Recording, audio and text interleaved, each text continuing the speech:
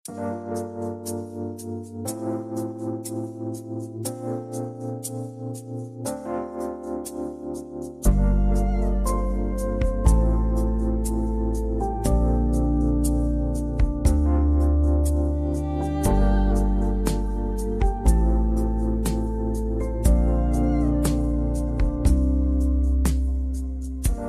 est possible de mettre certains éléments du réel sur la table commune pour en discuter, il y en a d'autres qui ne se partagent pas. Quand une personne se retrouve entièrement plongée dans une réalité qui lui est propre et qui ne peut être partagée avec autrui, on parle de délire. Étymologiquement, le délire renvoie à l'idée d'une sortie de piste, d'un déraillement. Sortir du sentier de la réalité peut mener à un long voyage, loin des siens et loin de soi. Comment garder la trace d'une expérience aussi intense quand on n'en a quasiment plus aucun souvenir, si ce n'est la douleur? Sur les conseils d'un ami, notre invitée a décidé de faire le récit de ce voyage, en collectant autant d'informations qu'elle le pouvait auprès de son entourage. Je reçois aujourd'hui Anne Reva, professeure de pédopsychiatrie et auteure. Pendant de nombreuses années, elle a cru comprendre la souffrance de ses patients, jusqu'au jour où elle a été happée dans le tourbillon de la douleur, physique et psychique, de la mélancolie délirante. C'est alors qu'elle a pris conscience que non, elle n'avait pas compris. Cette souffrance est indicible. Elle la touche du doigt dans son roman autobiographique « L'intime étrangère ». Cet épisode évoque le suicide et la dépression. Si vous avez besoin d'aide, ne restez pas seul. Vous trouverez des ressources sur notre site placedesciences.fr. En cas d'urgence, faites le 15 ou le 3114. Vous écoutez Les Mots Bleus, un podcast de Place des Sciences. Bonne écoute.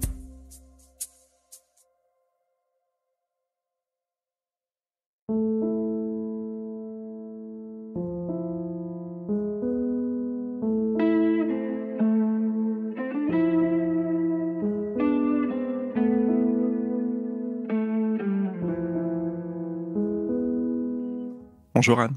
Bonjour Mickaël. Merci de t'être proposée pour participer à cet épisode. Donc toi, tu es pédopsychiatre spécialisé dans les troubles psychotiques de l'adolescence. Est-ce que tu peux nous parler un peu de ce dont il s'agit ? Alors, je suis pédopsychiatre, je suis prof de pédopsie à l'Université de Paris et chef de service à l'hôpital d'Argenteuil, où on reçoit le tout venant de la psychiatrie sévère de l'adolescence, mais on a en effet développé plutôt une expertise sur les troubles psychotiques qui commencent même avant l'adolescence et qui peuvent se déclarer à n'importe quel moment de l'adolescence. Alors, ce sont des états de désordre qui touchent à la fois la pensée, les émotions, le comportement, qui émergent autour de la révolution pubertaire ou bien qui s'inscrivent dans des histoires de pathologie de l'enfance qui vont être comme ça très désorganisées autour de la révolution pubertaire. C'est selon l'orientation théorique qu'on garde, soit on a une hypothèse très forte du côté d'une vulnérabilité biologique, génétique et la rencontre avec des facteurs environnementaux, qu'ils soient sociaux, psychologiques, écologiques.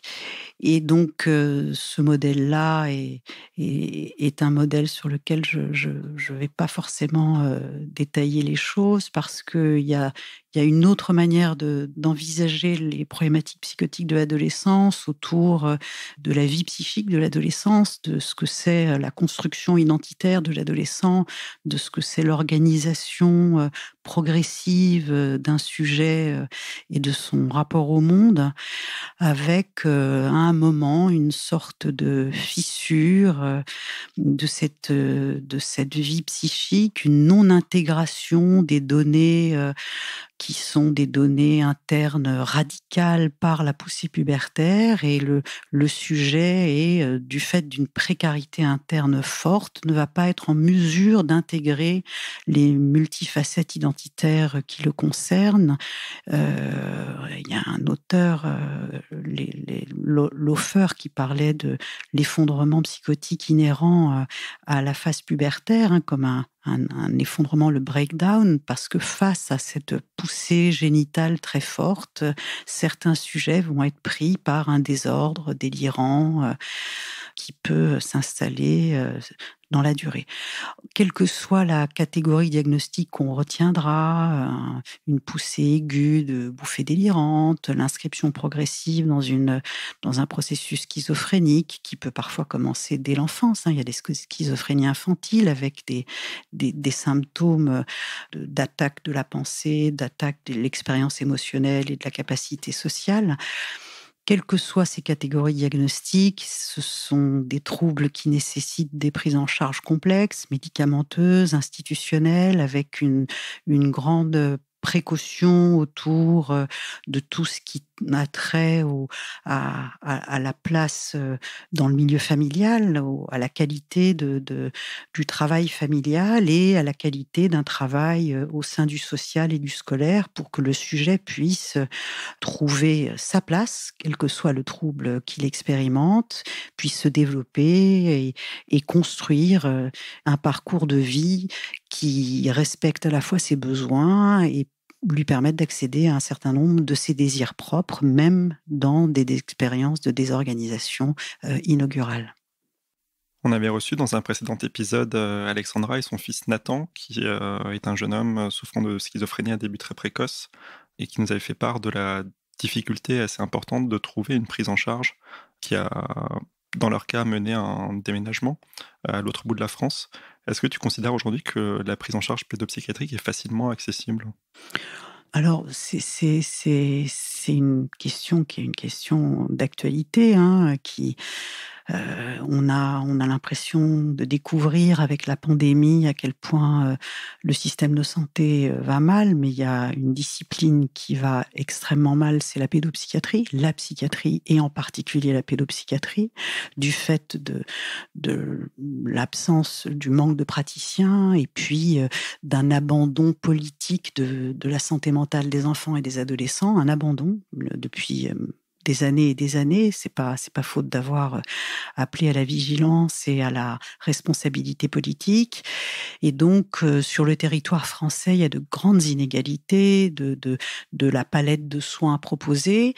Et au-delà de l'inégalité, il y a aussi des enjeux de rapport de force autour des pressions théoriques et politiques. C'est-à-dire que on voit bien aussi comment s'organise le fait que les lieux de soins portent des idéaux théoriques et il y a des mouvements, des lignes de force avec des associations de patients de familles de patients qui s'opposent à telle ou telle pratique, puis des formes de revendications très dépsychologisantes de ce qu'est la psychiatrie. C'est-à-dire que moi, je suis frappée par le fait que la pédopsychiatrie va bientôt plus avoir besoin de psychiatre, en fait, que l'enfant aurait un cerveau et que tout ce qui relèverait de la construction d'un enfant dans la relation au monde, à ses parents, à ses pairs, tout ce que le cerveau, tout ce qui développe, même un cerveau se développe en interaction. Voilà,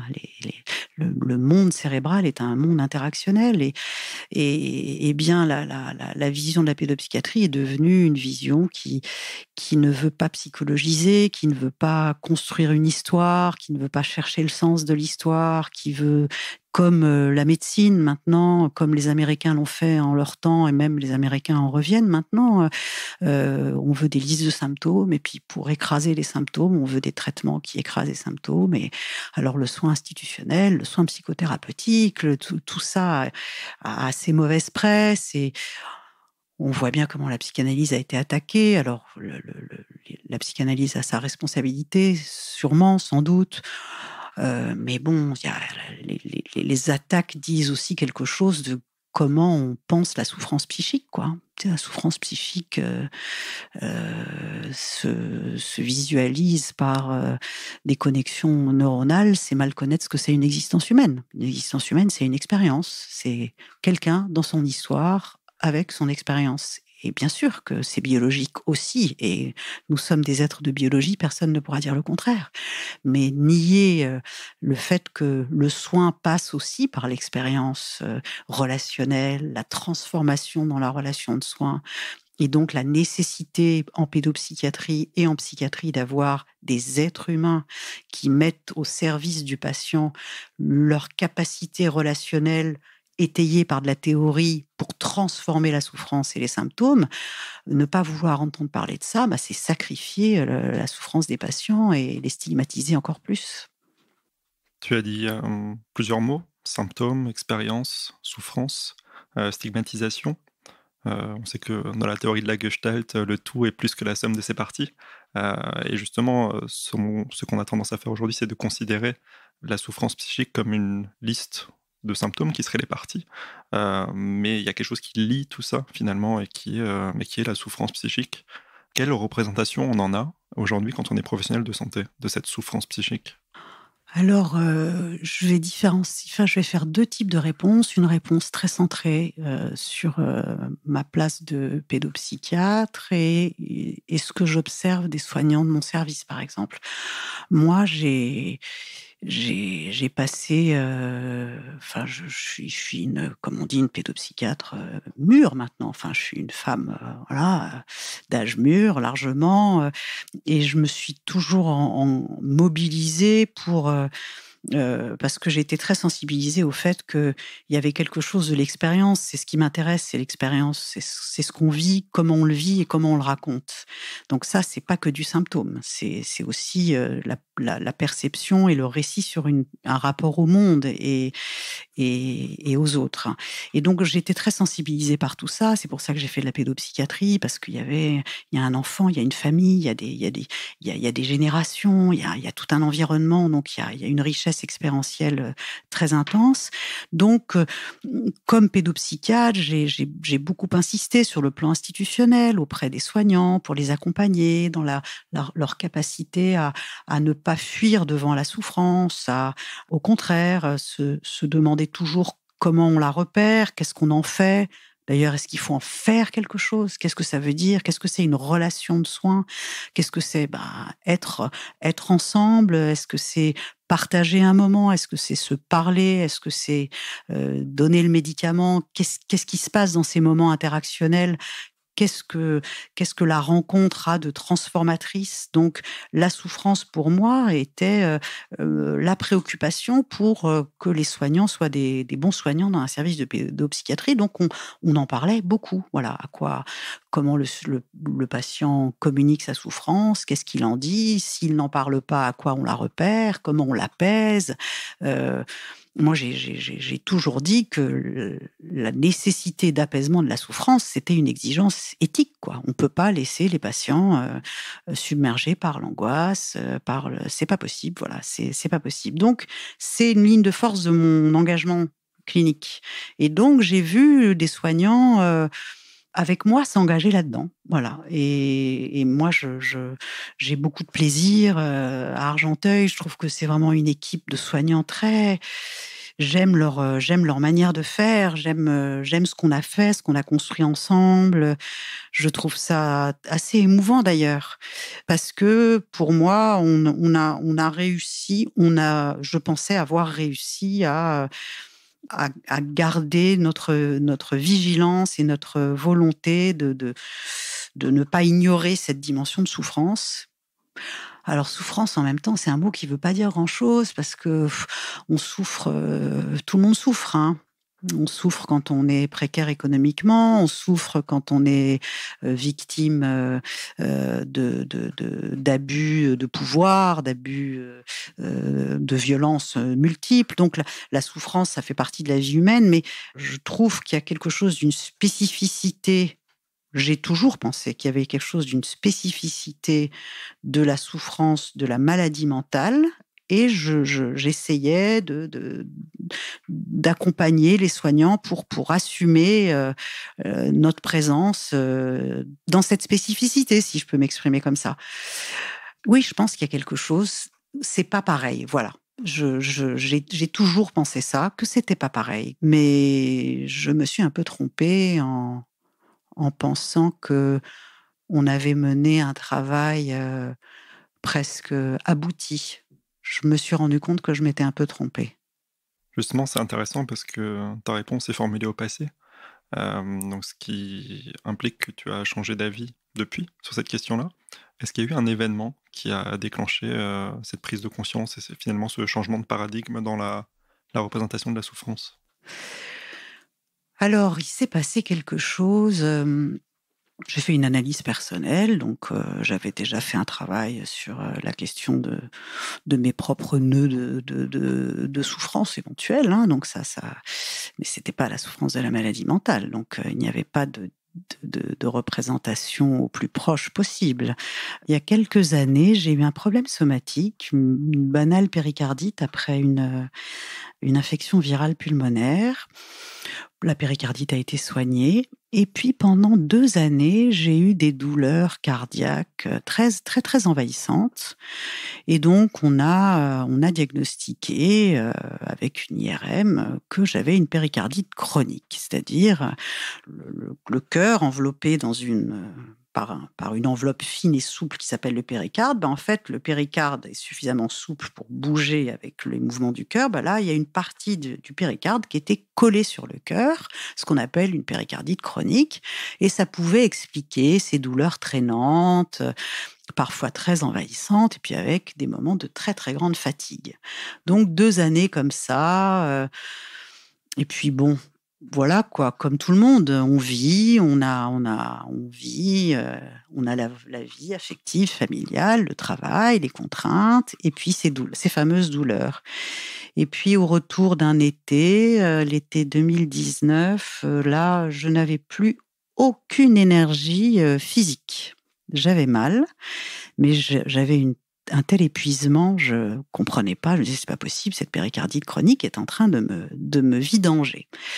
Et j'ai un ami neurologue, spécialiste de la douleur, qui me dit: «Va voir, je connais une acupunctrice dans un centre antidouleur à Sainte-Anne qui est très bien. Elle va t'aider à soulager ta douleur et à te redonner un peu d'énergie». Donc je vais voir cette acupunctrice, elle me dit: «Mais là, il y a plus aucune énergie vitale, je ne sais pas ce qui vous arrive, mais il n'y a plus d'énergie vitale». J'écoute, ça me passe un peu à côté.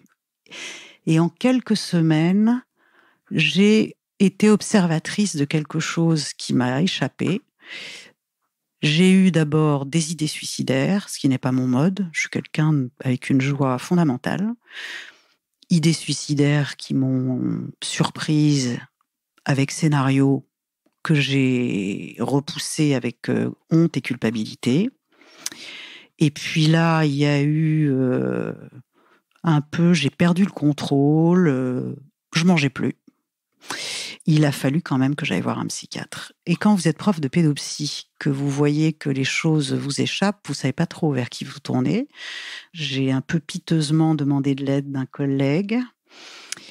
Il m'a prescrit des antidépresseurs. J'étais déjà, en fait, très déprimée. Il m'a prescrit des antidépresseurs. Je n'ai pas répondu. Il a doublé la dose. Je n'ai pas répondu. Et je me dégradais sans rien dire. Je me suis mise à délirer, à avoir des hallucinations, des injonctions suicidaires. J'entendais une voix: jette-toi, jette-toi, jette-toi. Et j'étais très délirante et très suicidaire. Ouais. Il n'y a pas eu besoin de m'hospitaliser sous contrainte parce qu'en fait, j'étais sur Mars. J'étais plus là. Je n'étais plus là. Et j'ai eu des électrochocs. Voilà. Ils m'ont hospitalisée un vendredi matin. Le lundi, j'avais les premiers électrochocs et avec un diagnostic de mélancolie délirante. Et ça m'a fait changer d'avis. Je vais bien, hein, j'ai été soignée. Bon, après, on pourra parler du traitement. Il n'y a pas eu que les électrochocs, il y a des médicaments, plusieurs médicaments que je prends toujours d'ailleurs. Hein. Voilà, c'était il y a 2 ans, mais je continue de me soigner. Mais j'ai fait une expérience, pour le coup. Il n'y a aucun doute diagnostique sur le fait que c'était une mélancolie délirante. Il n'y a même aucun doute diagnostique sur le fait que c'était un syndrome de Cotard. J'avais des idées de négation d'organes, je me sentais pourrie, j'avais commis un crime irréparable, avec un mélange d'éternité et d'immortalité tout en voulant mourir, enfin une expérience assez particulière. Et alors une douleur pas du péricarde, hein, une douleur que je ne peux ni localiser ni décrire, à la fois un mélange d'anesthésie totale, je ne sentais plus rien, mon corps n'existait plus, et j'avais mal. Je ne peux pas décrire. Je n'ai même pas trouvé de vocabulaire pour décrire cette souffrance. Je n'ai aucun souvenir, à part la souffrance, les éléments délirants et hallucinatoires. Avec les électrochocs, j'ai tout oublié. Mais mon entourage, ma famille qui m'a vue, voyait que je souffrais. Donc, elle se voyait cette souffrance. Mais jamais, quand j'essaye de raconter ce que je ressentais, la réaction est toujours la même. J'ai écrit un livre depuis, et quand les gens le lisent, je me dis, mais jamais on n'aurait imaginé une telle intensité de souffrance. Et en fait, pour moi, ça a été un point de bascule. C'est-à-dire que c'est presque un comble, quoi. C'est-à-dire que, en effet, la souffrance psychique de la maladie mentale, c'est indicible. C'est pas partageable. Et c'est pour ça que c'est un vrai défi d'être soignant auprès de malades mentaux, parce qu'il y a là quand même la dimension du pas partageable qu'il faut essayer d'assumer.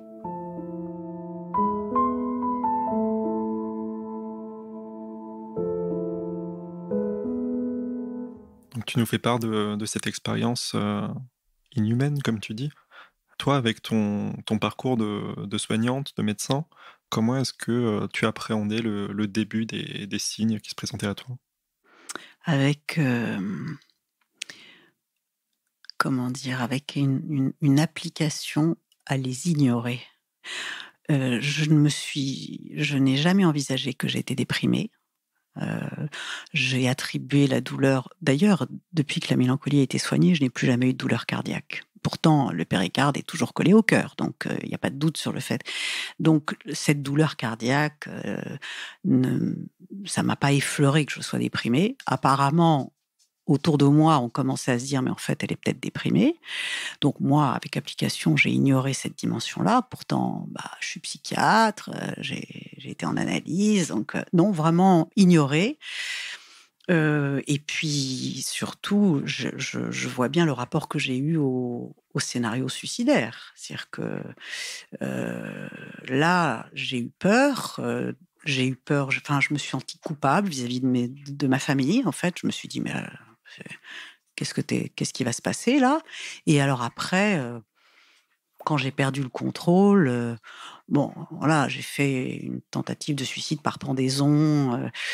Les autres n'existent plus, parce qu'il y a ça aussi dans la souffrance psychique qui m'a beaucoup frappée et que je savais comme soignant, c'est-à-dire que le patient est dans un monde symptomatique qui l'isole de la possibilité d'être en lien, quels que soient les symptômes d'ailleurs. Mais, on parle, je sais pas, la question de la dépression, la psychose, la névrose. Il y a quelque chose d'un enfermement dans une espèce de bulle qui l'isole, et où finalement le monde, les autres existent entre guillemets de moins en moins.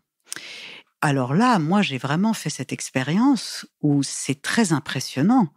Les autres n'existaient plus du tout, jusqu'à ce que je ne les reconnaisse même pas.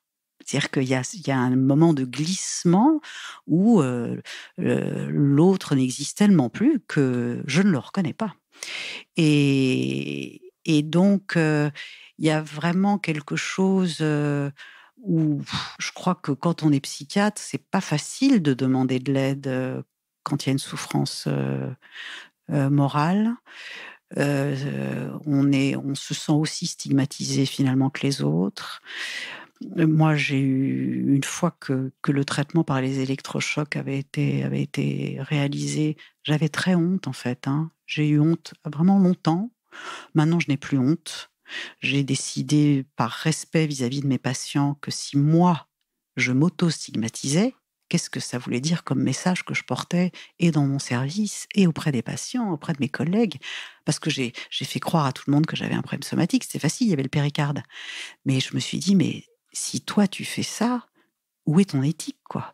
Donc voilà, j'ai négligé le regard psychiatrique sur moi-même, jusqu'à m'auto-stigmatiser comme tout le monde, jusqu'à me dégager de mon auto-stigmatisation, mais ce n'est pas pour autant que je ne suis pas stigmatisée dans le regard des autres, parce que ça, je le vis, et je le vis intensément. C'est-à-dire que le fait d'avoir eu un trouble psychiatrique sévère, on vous parle plus de la même manière, on vous regarde plus de la même manière.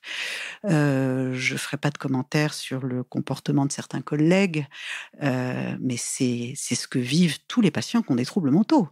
Je dis souvent, j'aurais eu un cancer des poumons, j'aurais trouvé beaucoup plus de sollicitations amicales. J'ai de la chance d'avoir un environnement familial très fort, d'avoir des amis très proches, d'avoir eu un très bon psychiatre, etc., une très bonne psychanalyste. Mais je vois bien que la caricature du fait que si vous avez un trouble psychiatrique, ben les autres ne vous traitent pas de la même manière que si vous avez une maladie somatique. Bah oui, c'est vrai, c'est vrai. C'est consternant, quoi. C'est consternant, y compris dans un milieu de soignants et de professionnels de santé. Hein.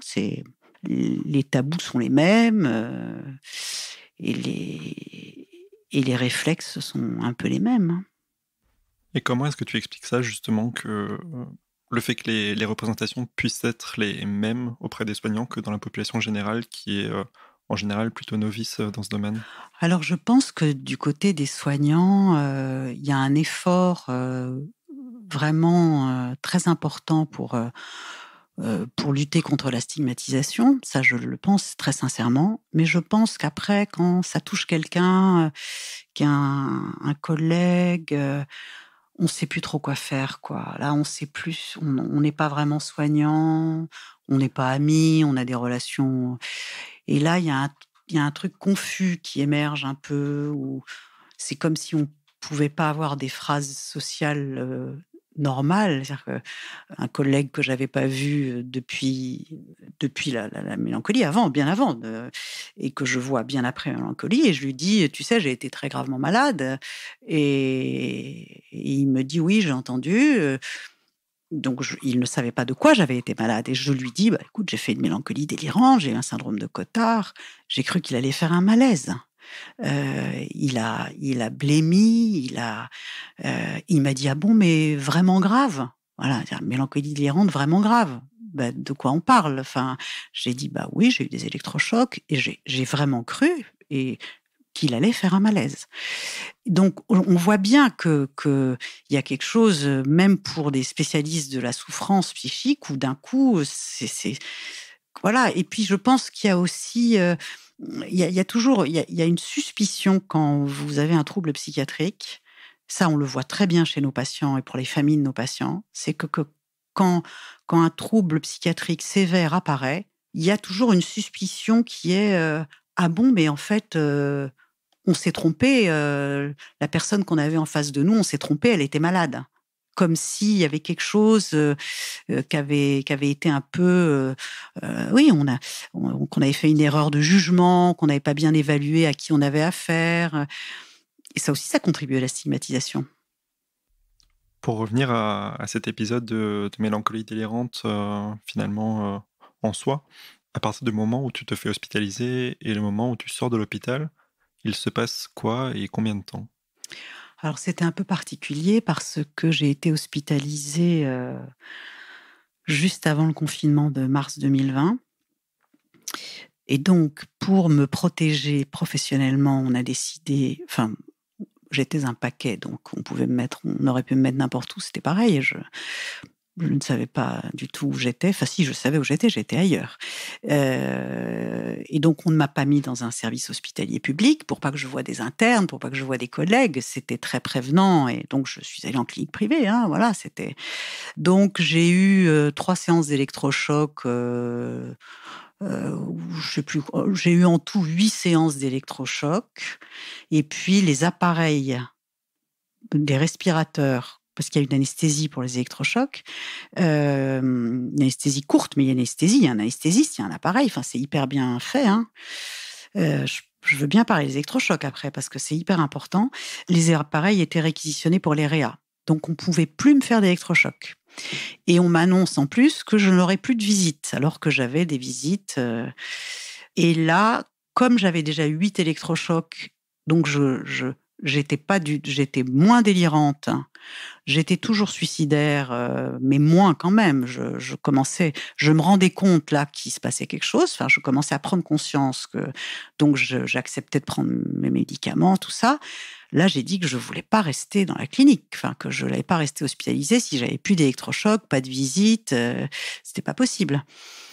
Et donc je suis restée près de 2 mois, et puis après j'ai été confinée chez moi, mais moi j'ai pas vu qu'il y avait un confinement, j'ai pas vu le virus, j'ai rien vu. Enfin, j'ai été complètement confinée à l'intérieur de moi. Donc là, j'ai eu une prise en charge. J'ai eu une prise en charge adaptée. J'avais mon psychiatre au téléphone tous les jours, même 2 fois par jour. Et puis, je le voyais 1 à 2 fois par semaine. Mais j'aurais eu une hospitalisation plus longue. J'aurais dû avoir beaucoup plus d'électrochocs. J'aurais dû avoir 15 électrochocs, puis des électrochocs d'entretien. Donc ça, j'ai pas eu. Donc l'hospitalisation, c'est principalement les électrochocs. Hein. C'est parce que je faisais rien d'autre, en fait. J'étais dans ma chambre. Enfin, c'est ce qu'on m'a dit, en tout cas. De toute façon, j'ai pas de souvenir. Je ne vois même pas les lieux. Voilà. Je me les suis. On m'a raconté. J'ai demandé à ce qu'on me raconte. Et comme j'ai voulu en faire un livre, j'ai vraiment pris soin qu'on me raconte parce que je voulais retrouver la mémoire. Mais je n'ai aucun souvenir. Un électrochoc, je me souviens, et mon état de souffrance, le mélange d'anesthésie et de douleur, je m'en souviens. Je me souviens de pas me reconnaître dans le miroir. Je me souviens de phénomènes hallucinatoires, très bien, très très bien.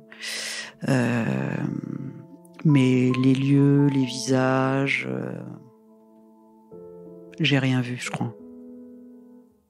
Et ces électrochocs, justement, comme tu voulais revenir dessus, est-ce que tu peux nous dire un peu de quoi il s'agit concrètement? Parce que c'est vrai qu'il y a beaucoup de flou autour de ces thérapies et d'images très, très négatives qui circulent.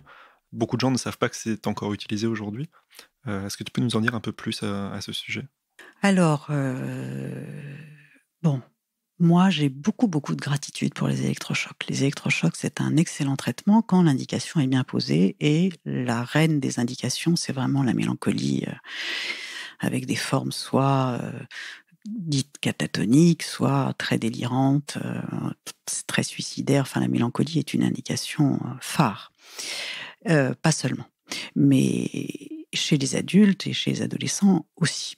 Et c'est un traitement qui a très mauvaise presse parce que les gens ne savent pas comment ça se déroule maintenant. Il y a eu une caricature qui est liée à l'histoire des électrochocs. Au départ, la provocation des crises d'épilepsie était faite. Un des effets secondaires, c'est ça aussi, je pense. C'est vrai qu'il y a beaucoup d'effets secondaires, on en parlera. Mais donc, voilà, la littérature, le cinéma ont beaucoup expliqué à quel point les électrochocs, au début de leur histoire, étaient violents, parce que les crises d'épilepsie étaient faites sans anesthésie, que les gens souffraient beaucoup, que ça fait mal, que voilà, que ça a des effets secondaires. De douleur, et puis des effets secondaires sur la mémoire. Bon, et puis la technique a beaucoup évolué. Les crises d'épilepsie provoquées sont de durée très courte, sous une anesthésie. Et donc, il n'y a pas du tout de souffrance physique.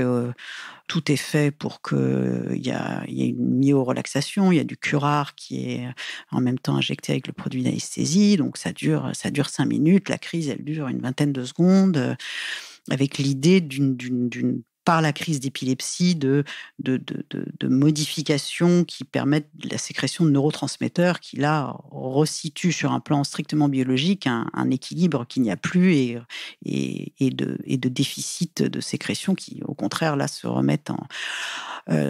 bon, mon fort, c'est pas la biologie du cerveau, mais donc je n'irai pas plus loin dans les explications, mais en tout cas, les électrochocs, maintenant, quand l'indication est bien posée, c'est très efficace, ça sauve les patients. Et puis, ça vraiment, ça sauve les patients. Et puis, dans les dépressions très résistantes aussi, pas que mélancoliques, les dépressions qui échappent à tout traitement médicamenteux, les électrochocs peuvent avoir une indication. Bon, Alors, c'est pas rien, c'est vrai. Je dis souvent en rigolant que je sais pas si on m'avait proposé de faire des électrochocs, si j'aurais accepté.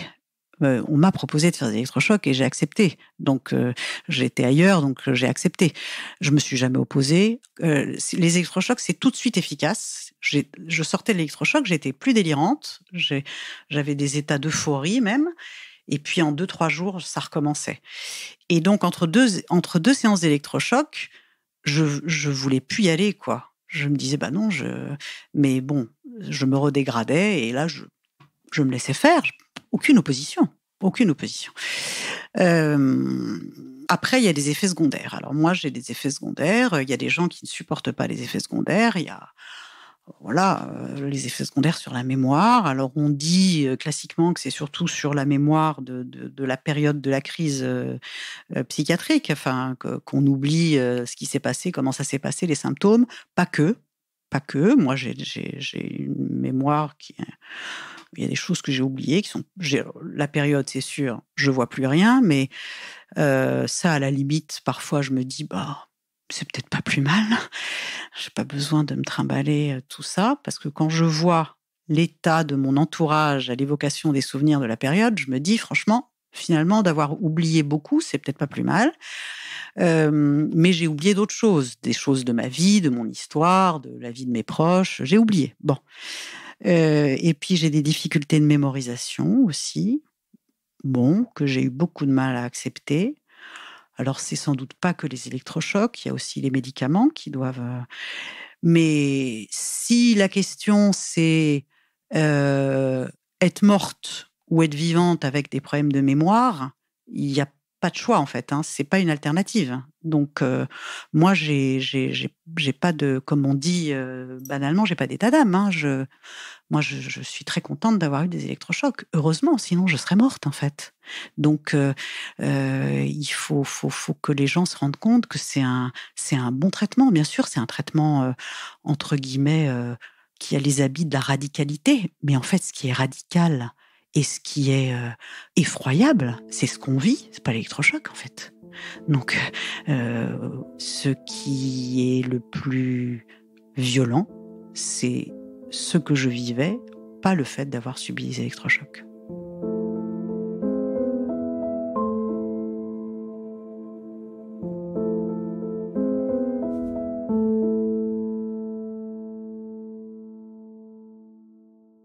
Tu nous as dit avoir encore quelques souvenirs très éparses de certaines sensations que tu pouvais avoir. Quand tu te les remémores aujourd'hui, ça te fait quoi? Est-ce qu'on arrive vraiment à se les remémorer dans sa chair? Est-ce qu'on ressent à nouveau les sensations? Est-ce que c'est plus flou, du type d'image, un peu comme si on voyait une photo? Et quel regard est-ce que tu portes aujourd'hui dessus maintenant que tu es rétabli?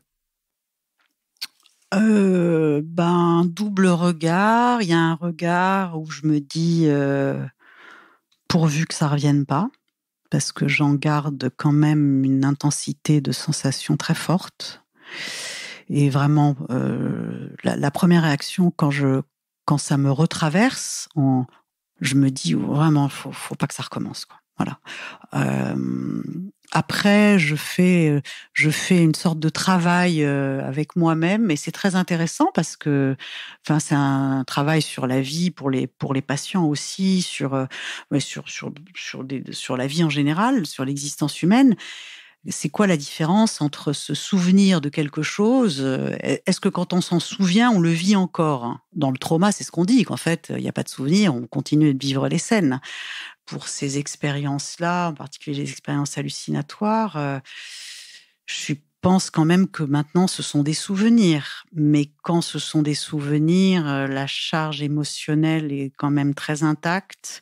Donc je suis pas hyper à l'aise. Donc je suis très rassurée parce que je vais bien, que j'ai toujours mon excellent psychiatre, que je prends les traitements, que j'ai clarifié un certain nombre de réflexions, puisque j'ai quand même insisté sur le fait que pour moi, la souffrance psychique, ça c'est un sujet dans une histoire, hein. Donc moi, je travaille aussi la réflexion sur, quelle est la place de toute cette expérience dans mon histoire. Si je le pense pour les patients, je le pense aussi pour moi-même, d'historiciser tout ça.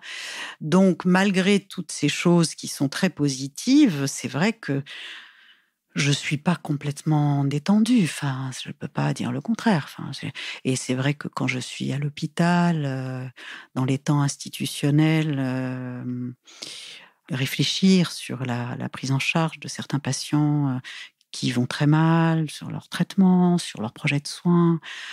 J'ai des moments de perplexité qui sont, voilà, sur lesquels je fais attention. Mais quand les infirmières racontent la journée d'un patient et décrivent à quoi ressemblait la souffrance du patient ce jour-là, bah oui, je vois quoi. Mmh. Enfin, je dis je vois, c'est une métaphore. Enfin, je sens. Mmh. Et j'insiste beaucoup pour qu'on essaye de les soulager. Alors, pas qu'avec les médicaments, hein, parce que soulager quelqu'un, même quelqu'un dans un moment hallucinatoire, c'est pas forcément les médicaments qui le soulagent, hein, pas du tout, pas seulement, aussi, mais pas seulement. Donc, mais moi, je ne suis pas totalement détendue avec la charge des souvenirs qu'il me reste de tout ça. C'est comme ça. Il faut du temps. Il paraît que c'est long. Et puis surtout, je vérifie tous les jours que ce n'est pas revenu. Enfin, je vérifie que je n'entends pas de voix. Je vérifie je vérifie, hein. Même si je sais que c'est sans doute inutile, mais je vérifie. Tu as parlé d'intégrer cette expérience dans ton histoire personnelle, globale, et justement tu as fait la démarche d'en faire un livre. Est-ce que tu peux nous dire comment finalement cette décision a été prise à titre personnel de coucher sur papier cette histoire? Je n'avais pas du tout décidé d'écrire. J'écris des romans. J'ai déjà publié plusieurs romans, donc en général, j'ai un rapport littéraire à l'existence. Tout ce que je fais me nourrit pour écrire aussi. J'avais jamais écrit de récit ni autobiographique, ni à tonalité sur la psychiatrie. Je fais des romans, voilà. Mais c'est vrai que, bah, voilà, je me nourris de qui je suis, c'est normal, hein. Quand on écrit, on fait toujours ça. Mais là, j'avais pas décidé du tout d'écrire, du tout. J'ai un chien, bon, voilà, qui a un éducateur canin, et cet éducateur canin, qui est un homme que j'aime beaucoup, qui est devenu un ami, je l'ai vu avant de tomber malade, je l'ai vu à la sortie de l'hôpital pour s'occuper de mon chien, et il m'a énormément soutenue. Et c'est lui qui m'a dit un jour, alors qu'il me voyait très mal, qui m'a dit, «Vous devriez écrire tous les jours. Obligez-vous à écrire tous les jours». Et franchement, j'étais dans un état où j'avais pas possibilité, je l'envisageais même pas. Et je me suis obligée et je me suis dit: «Je vais essayer d'écrire ce dont je me souviens». Donc ça a été un peu pauvre, et comme je me rendais compte que je me souvenais de rien, j'ai décidé d'interviewer mon entourage et de les enregistrer pour essayer de reconstruire. Et c'est comme ça que finalement j'ai écrit pour plonger dans cette expérience dont je n'avais pas de souvenir, ou des bribes effroyables. Et c'est devenu un livre. Voilà, c'est devenu un livre. Mais c'était pas anticipé comme ça. Et puis, comme progressivement, je l'ai envoyé à mon éditrice en me disant: «Elle va jamais prendre un livre pareil». Voilà, jamais, que c'est un texte, quand même sur la folie, quoi, hein. C'est pas Et elle, tout de suite, elle a dit: «Je le prends, c'est un très beau texte», donc voilà, c'est alors souvent on me demande si écrire a une fonction thérapeutique. Pas du tout, ça n'est pas du tout la question. Ça a une fonction, là, pour le coup, de construction, de remise en cohérence, de mémoire. Donc à ce titre-là, si c'est thérapeutique, oui, mais sur le plan, je l'ai vraiment fait dans une démarche de pouvoir décrire au plus près une expérience que je trouvais complètement ahurissante et à laquelle je croyais pas moi-même, hein. C'est-à-dire que là, maintenant, même encore maintenant, quand je pense que j'ai vécu tout ça, j'y crois pas trop, hein. Enfin, je me dis: «C'est pas possible, quoi, c'est où est-ce que tu es passé, quoi? Qu'est-ce que» Donc le livre s'est imposé progressivement comme ça. Et donc ce livre qui est écrit sous forme de roman et dont la protagoniste ne porte pas ton nom réel, est-ce que certaines personnes de ton entourage qui n'étaient pas forcément au courant de ta démarche ont pu t'y retrouver, t'y reconnaître? Alors, c'est non seulement écrit sous forme de roman avec l'héroïne, entre guillemets, s'appelle Suzanne Reinhold, elle est psychiatre, mais c'est raconté à la deuxième personne, c'est raconté en tu.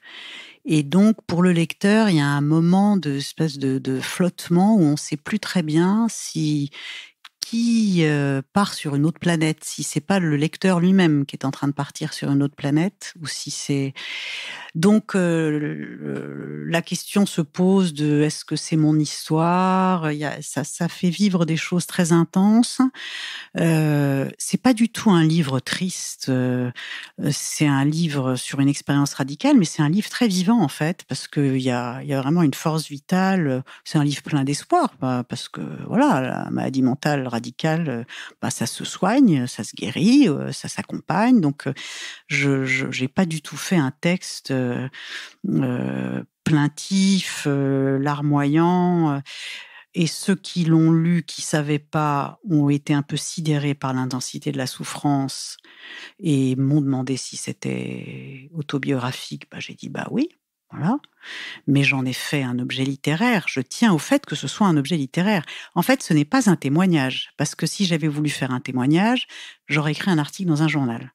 Ce qui arrive, moi je connais un psychiatre américain qui a des troubles psychiatriques sévères, il publie dans une revue régulièrement la description de l'évolution de son état clinique, il le fait très bien. Il contribue comme ça à déstigmatiser la maladie mentale. Je voulais pas faire de témoignage, je tenais à la démarche littéraire, donc il y a un travail sur la langue, il y a un travail sur la manière de décrire les choses, sur la construction du récit, mais c'est quand même une réalité, donc ça a fonction aussi de contribution à la déstigmatisation, voilà, parce que c'est une psychiatre qui tombe malade et qui va se poser des questions aussi sur ce que c'est la stigmatisation de la maladie, hein, parce que le livre en parle ça, hein, de la honte, du mensonge, de la nécessité. Donc oui, on m'a demandé si c'était moi. Alors puis il y a ceux qui ont compris que c'était moi et qui n'ont pas été capables de faire une phrase. Je pense, sidérés en se disant: «Mais qu'est-ce que je vais dire, quoi? Qu'est-ce que je vais dire?» Et c'est là, je reviens là-dessus. Alors bon, on me dit toujours: «Oui, les gens sont pudiques, les gens sont discrets, ils veulent pas être maladroits», certes, mais je pense quand même que, voilà, j'aurais raconté, une chimiothérapie pour un cancer du poumon, les gens auraient trouvé des formulations, de sympathie humaine, quoi. Et là, quand c'est psychique, on n'arrive pas à faire de phrases, hein. On n'arrive pas à faire de phrases. Donc voilà, c'est comme ça. Tu as prononcé le mot d'espoir et aujourd'hui, si tu avais un message d'espoir à porter pour les personnes qui souffrent de troubles psychiques et pour leur entourage, ce serait quoi? Ce serait, 2 choses. D'abord, quand on tombe malade, on n'y est pour rien. Voilà, on tombe malade. Alors il y a des gens qui font un ulcère de l'estomac, peu importe, un cancer, un trouble psychiatrique, on tombe malade. On n'y est pour rien, c'est comme ça. C'est un événement, c'est comme ça. On peut guérir d'un trouble psychiatrique sévère. Alors la guérison, dans la vision de la maladie mentale, il faut essayer d'expliciter un peu ce que je pense. C'est-à-dire que pour moi, guérir d'une maladie mentale, c'est pas simplement faire disparaître les symptômes et plus avoir de traitement. C'est pas ça, hein. C'est faire disparaître les symptômes qui entravent la vie, qui mènent au désordre et au risque vital, ça c'est sûr. C'est peut-être prendre un traitement très longtemps. Moi, je sais que là, Bah, je suis partie pour un traitement pour l'instant assez long. Bon, donc c'est le rapport au temps qu'il faut. La guérison, ce n'est pas on-off, quoi. Hein, et il n'y a plus de médicaments, il n'y a plus de soins. Non, la psychiatrie, c'est un rapport au temps différent. Et la guérison, c'est aussi parfois découvrir que on a des choses à l'intérieur de soi qui sont des zones de fragilité, qui ne sont pas des symptômes au sens de la production pathologique, mais qui vont rester là, quoi, qui nous constituent. Donc c'est pas, on ne guérit pas, on ne guérit pas au sens psychiatrique comme on imagine guérir au sens médical, comme quand on vous dit là vous êtes en rémission, là vous êtes complètement guéri, il y a plus de cellules, il y a plus de ceci. C'est pas pareil. La psychiatrie, il peut vous rester des tas de choses à l'intérieur de vous qui ne sont pas de la symptomatologie pathologique, mais qui sont des lignes de force intimes qui vous restent, quoi. Voilà, et avec laquelle vous construisez votre histoire. Donc l'espoir, c'est d'avoir un regard pas trop disqualifiant sur soi-même, c'est-à-dire bah, on est tombé malade, quoi. Hein. Voilà, et on ne choisit pas comment on tombe malade. Hein. Et l'espoir, il est du côté qu'on peut guérir, dans le sens complexe et intense du mot guérison. On a les moyens, la psychiatrie a les moyens de guérir les patients, de les accompagner, de leur permettre de vivre mieux. Donc, il y a des pathologies plus ou moins sévères. Évidemment, les schizophrénies multirésistantes n'ont pas la même vie que les patients mélancoliques quand ils ont des électrochocs. Hein.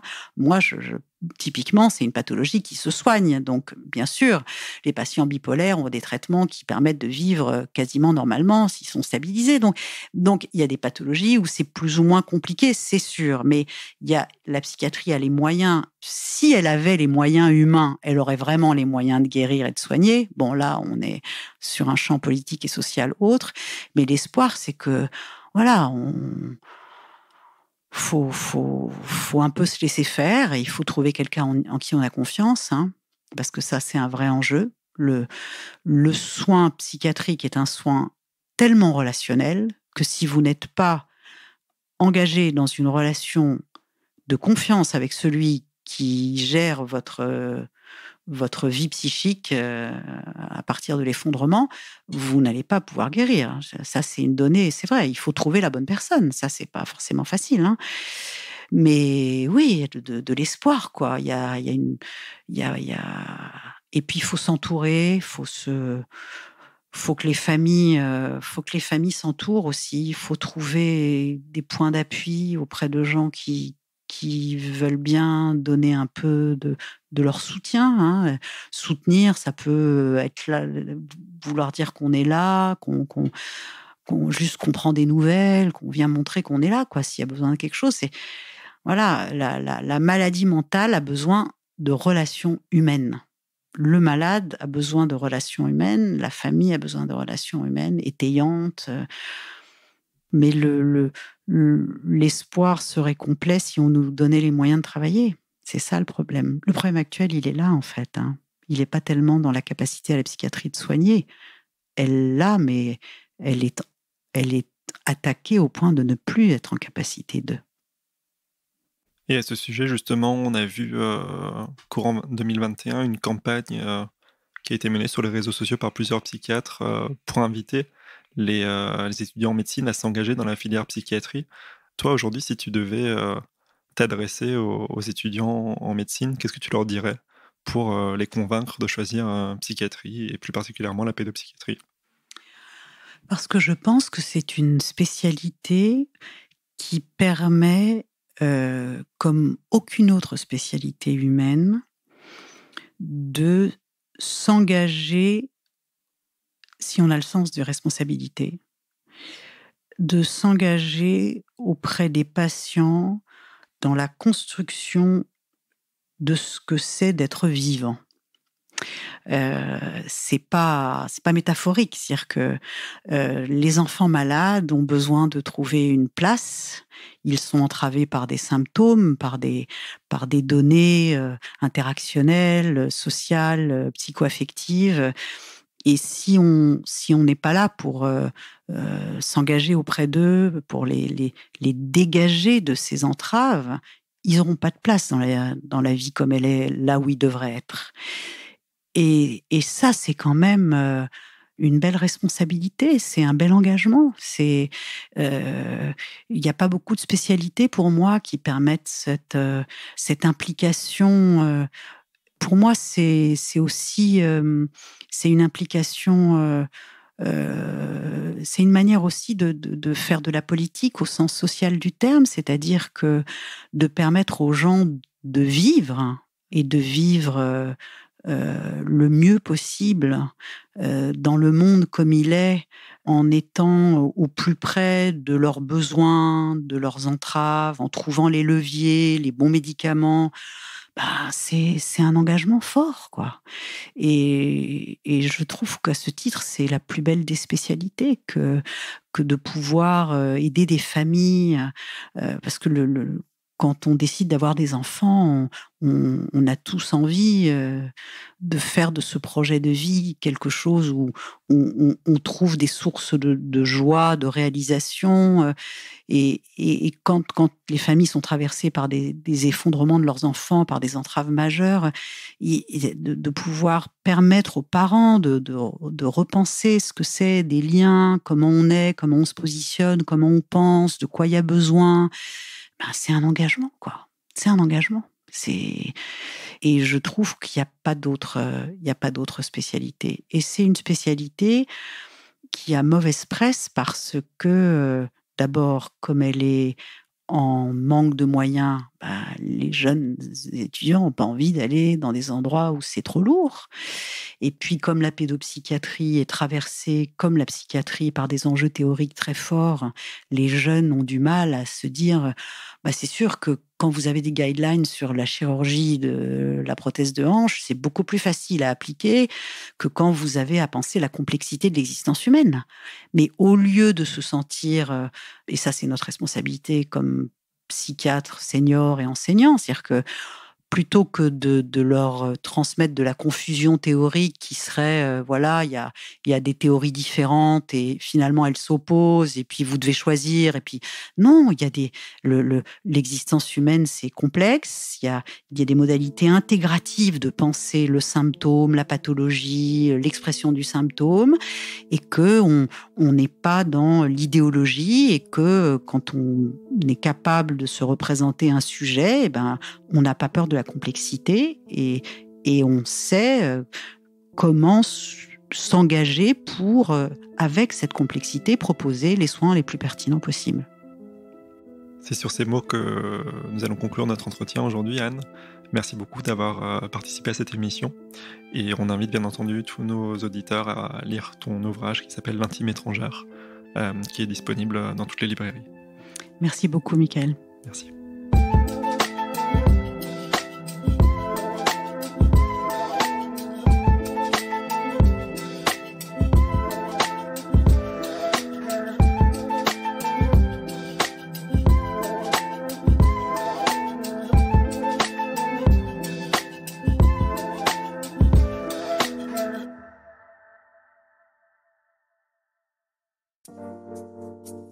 Vous venez d'écouter Les mots bleus, un podcast de Place des Sciences. La musique a été composée par Alex Rocher, les illustrations sont de Manon Combe. Si vous souhaitez partager votre expérience avec nous, vous pouvez nous écrire à podcast@placedesciences.fr. Si cet épisode vous a plu, n'oubliez pas de vous abonner et de nous laisser des étoiles sur votre plateforme d'écoute préférée. Encore une fois, si vous vous reconnaissez dans un témoignage ou ressentez un mal-être psychique et avez besoin d'en parler, n'hésitez pas à consulter un professionnel ou à vous rapprocher des associations de patients. Des ressources sont également disponibles sur notre site placedesciences.fr. Merci encore et à très bientôt.